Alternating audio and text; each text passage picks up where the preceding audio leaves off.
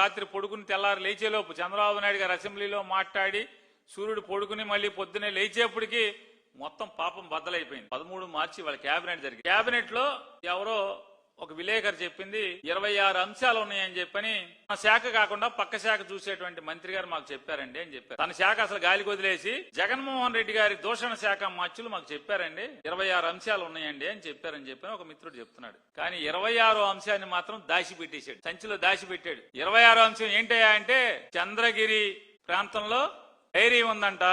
ఆ dairy heritage company dairy అంట, ఎప్పటి నుంచో నడుస్తుందంట. ఆ డైరీలో మెషినరీ అంట అప్గ్రేడ్ చేస్తున్నారంట, మెషినరీ అంతా మారుస్తున్నారంట. దానికోసం అని చెప్పని కేబినెట్ లో స్పెషల్ గా పెట్టి హెరిటేజ్ కంపెనీ 200 కోట్ల రూపాయలు పెట్టి దాంట్లో మెషినరీ అంతా మారుస్తుంది. ఆ మెషినరీ మార్చడం వల్ల కొత్తగా 35 మందికి ఉద్యోగం వస్తుంది. అందుకోసం అని చెప్పని టైలర్ మేడ్ ఇన్సెంటివ్స్, అంటే రెడీమేడ్ కాదు, అంటే అందరితో పాటు సమానంగా ఇండస్ట్రియల్ పాలసీలో ఇచ్చేటువంటి ఇన్సెంటివ్ కాదు, అది స్పెషల్ గా టైలర్ మేడ్. అంటే చంద్రబాబు నాయుడు గారికి సపరేట్ గా బట్టలు కుట్టించుకుంటారు అనమాట. అటు హెరిటేజ్ కంపెనీకి సపరేట్ గా ఇన్సెంటివ్ కుట్టిస్తారు, టైలర్ మేడ్ ఇన్సెంటివ్. ఇది నా మాట కాదు, ప్రభుత్వం మాట.